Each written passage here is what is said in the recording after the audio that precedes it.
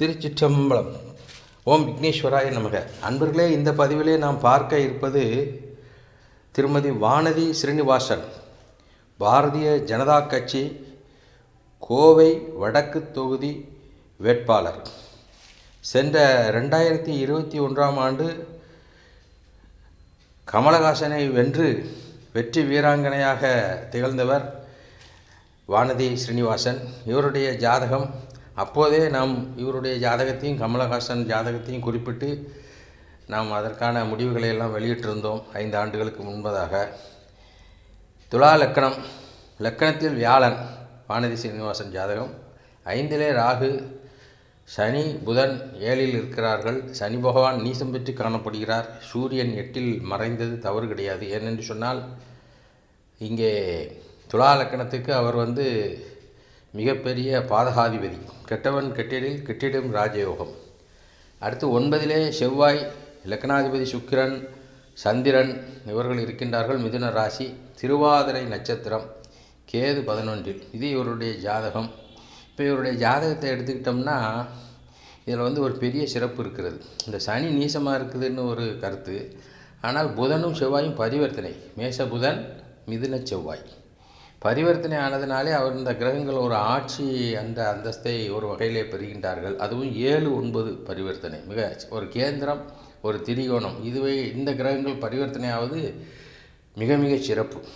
அதனால் சனி பகவான் நீச நிலையில் இருந்து உயர்ந்து நீசபங்கம் அடைந்திருக்கிறார் என்று சொல்ல முடியும். அது அதுக்கு அடுத்தாற்போல் இவருடைய ஜாதகத்தில் குருவின் பார்வையிலே 6 கிரகங்கள் இருக்கின்றன.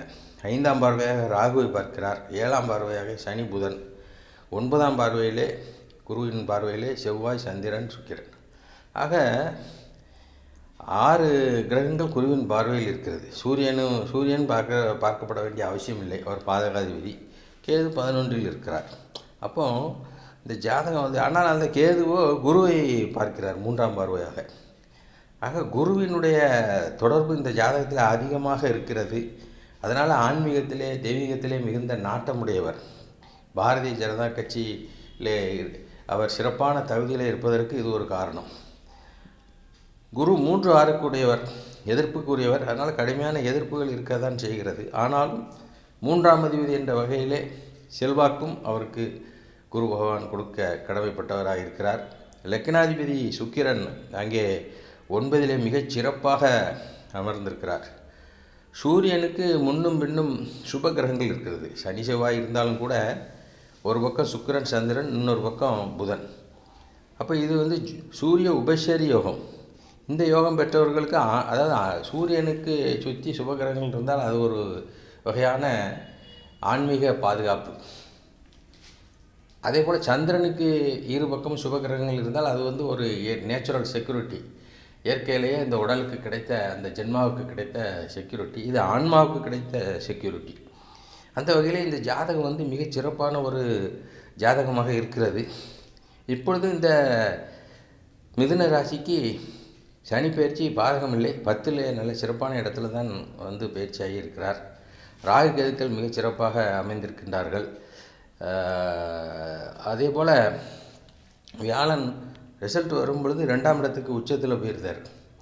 அப்போ 2வது இடம் நல்ல இடம்தான். இப்படி சில சிறப்பான பலன்கள் இருக்கிறது. இவரை எதிர்த்து போட்டியிடுகின்றவர்களுடைய ஜாதகத்தையும் பார்த்து தெளிவான முடிவை சொல்ல முடியும். எனினும் இவர் ஜாதகம் பலத்த ஜாதகம்.